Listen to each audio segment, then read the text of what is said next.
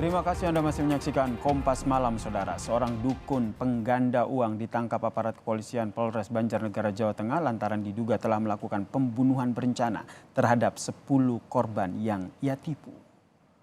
Dukun pengganda uang yang bernama Slamet Tohari alias Mbah Slamet ini ditangkap setelah warga Desa Balun, Kecamatan Wanayasa, Banjarnegara menemukan belasan makam di kebun miliknya. Diduga pelaku membunuh para korban, kemudian menguburnya di lahan tersebut, Saudara. Warga kemudian melaporkan hal ini ke polisi. Penggalian makam pun dilakukan oleh tim gabungan dari TNI, Polri, dan juga BPBD. Selain menangkap Tohari, polisi juga menangkap rekannya yang bertugas untuk mengiklankan Tohari di media sosial. Untuk mendalami motif dan juga jumlah pasti korban, polisi masih melakukan pendalaman.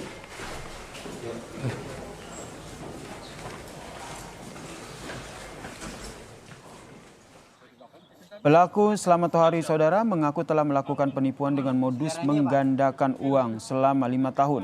Pelaku mengaku membunuh beberapa korban dengan senjata tajam dan menggunakan racun. Pelaku menipu korban dengan iming-iming bisa menggandakan uang hingga 5 miliar rupiah.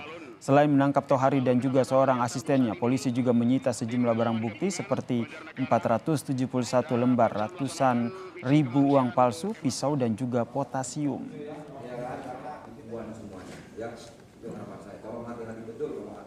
Oleh PO kepada Pak Slamet, Mas Slamet sebagai dukun dari Pak Parianto. 70 ya. 70 juta. Itu 70 berangsur-angsur atau langsung 70? Angsur-angsur. Berangsur-angsur. Pertama Iya. berapa? Pertama 20. Terus ada lagi 10 gitu. 10 sampai 70 ya. Iya, sampai segitu. Terus yang dijanjikan digandain jadi berapa? Diganda jadi berapa? Jadi 5 miliar dan Aku belum. Itu dipakai buat apa uangnya? Dipakai buat apa? Buat apa? Uangnya. uangnya dipakai buat ini bayar utang-utang dan utang-utang saya dan bayar. Lebih lengkap soal penyidikan kasus dukun palsu yang membunuh korbannya ini, kita telah bergabung bersama dengan Kapolresta Banjarnegara AKBP Henry Yulianto. Selamat malam Pak Henry, salam sehat. Selamat malam, Mas. Pak Henry, ini berarti ada korbannya fix ada 10 atau ada penambahan lagi, terus identifikasi para korban ini sejauh mana? Baik, terima kasih, Mas. Perlu kami sampaikan dari hasil proses penyidikan, di mana tersangka ini dari awal kita mendapatkan satu korban, sehingga tadi pagi kita mengembangkan korban menjadi 9 orang. Pertama awalnya pengakuan daripada tersangka itu 5 orang. Ketika sampai di TKP akhirnya bertambah menjadi 9 orang. Jadi seluruhnya 10 orang, Mas.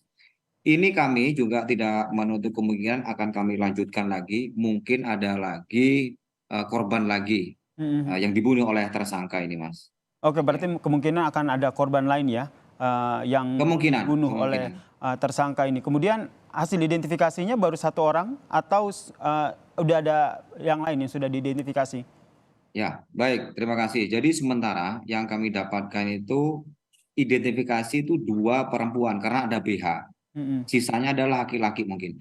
Kemudian perlu kami sampaikan berdasarkan hasil pengakuan dari tersangka itu 1 dari Palembang, kemudian 2 dari Yogyakarta, 1 Sukabumi. Kemudian yang lainnya itu sampai saat ini tersangka masih lupa ya, Mas ya.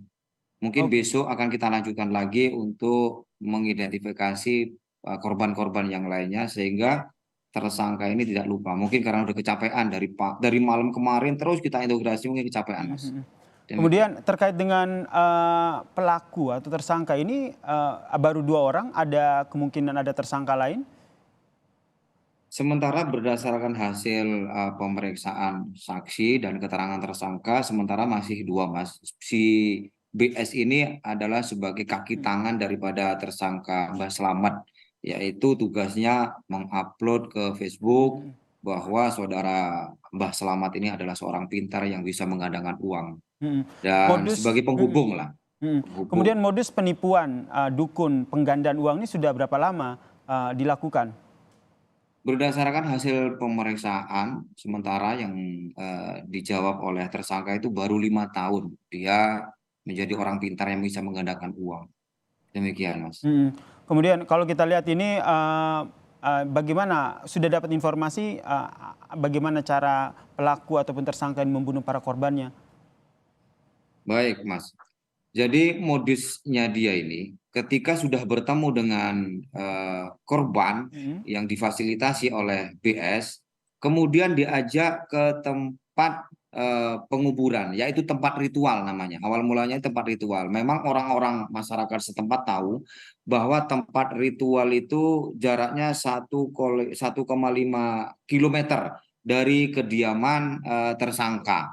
Yaitu dekat kayak seperti hutan-hutan, Mas. Jalan setapak menuju hutan itu kebetulan tanahnya milik Tohari sendiri, milik Mbah Slamet sendiri.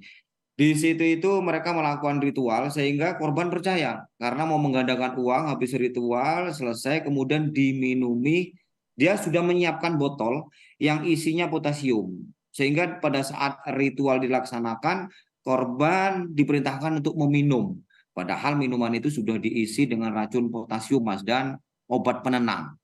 Sehingga pada saat itu korban lemas, lunglai, meninggal, langsung dikuburlah di tempat ritual tersebut, Mas. Demikian. Oke, Yang jadi dengan betul-betul modus jaraknya ada. dengan modus melakukan ritual ya. Betul.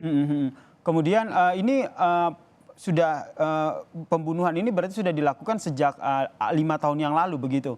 Pada saat ia menjadikan dirinya sebagai dukun pengganda uang ini ya. Ini pemeriksaan kita belum sampai ke sana, Mas. Tadi kami itu hanya berusaha siapa saja yang menjadi korban pembunuhan tersangka. Jadi fokusnya ke sana, Mas. Karena tidak menutup kemungkinan ini bisa bertambah juga nanti, Mas. Kemungkinan. Jadi nanti setelah memang betul-betul korbannya itu kita temukan semuanya, baru kan kita akan melangkah terkait masalah modus daripada korban-korban tiap-tiap korban ini, Mas. Demikian. Baik, terima kasih Kapolresta Banjarnegara AKBP Henry Yulianto telah berbagi informasi terkait dengan update penyidikan kasus dukun palsu yang melakukan pembunuhan terhadap para korbannya. Salam sehat, Pak Henry. Sama-sama. Terima kasih, Mas.